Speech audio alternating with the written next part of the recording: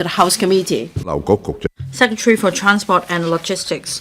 President, I move the second reading of the Inland Revenue Amendment Aircraft Leasing Tax Concessions Bill 2023. The outline development plan for the Guangdong, Hong Kong, Macau Greater Bay Area advocates leveraging Hong Kong's strengths in financial and logistics services to develop high-value added freight, aircraft leasing, and aviation financing services, etc. The report to the 20th National Congress of the Communist Party of China supports Hong Kong to give full play to our strengths and distinctive features to consolidate and elevate our international position in finance, trade, shipping, aviation, innovation, technology, culture and tourism, and other fields. We're determined to continue strengthening Hong Kong's competitiveness in the global aircraft leasing industry. Aircraft leasing is a global business. Its operation is not subject to geographical limitations. Jurisdictions such as Ireland and Singapore have been developing aircraft leasing since as early as 1990s by providing favorable local tax treatment. Aircraft leasing business in Hong Kong did not thrive until we introduced tax deductions under the aircraft leasing preferential tax regime in 2017. There have been noticeable market changes in the global aircraft leasing industry in the past few years. The international tax reform proposals drawn up by the OECD, that is, the BEPS 2.0, will also diminish the competitiveness of the regime. If we do not make enhancement to the aircraft leasing regime, we run a clear risk of losing the existing aircraft leasing businesses and the associated tax revenue and economic benefits, let alone capturing a larger global market share.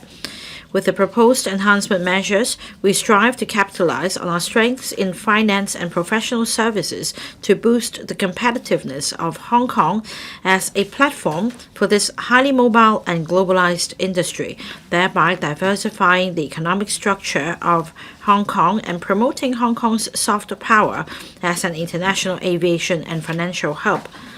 The bill seeks to amend the Inland Revenue Ordinance Cap 112 to introduce enhancement measures to the regime.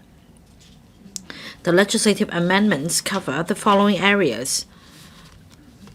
First, to provide qualifying aircraft lessors with tax deductions of the acquisition cost of aircraft. Second, to expand the scope of this regime to include wet lease and funding lease and remove the one-year term of lease restriction.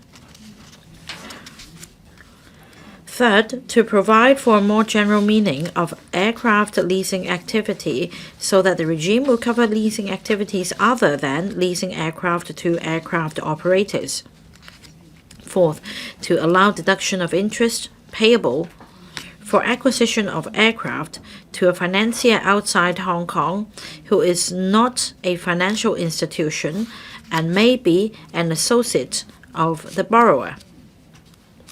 And fifth, to prescribe threshold requirements for aircraft lessors and aircraft leasing managers qualifying for the regime to comply with the OECD requirements.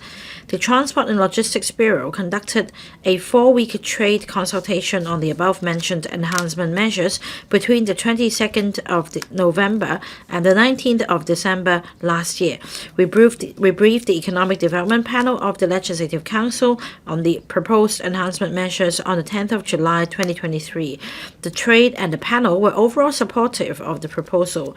Upon passage of the bill, the legislative amendments will take retrospective effect from the year of assessment beginning on the 1st of April 2023 to allow the early implementation of the enhancement measures.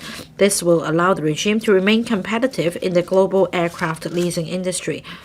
President, with rapid development in the aircraft leasing industry, we must enhance the regime as quickly as possible to attract more aircraft lessors from around the world to conduct aircraft leasing in Hong Kong. I urge members to support the early passage of the bill. I so submit. Thank you.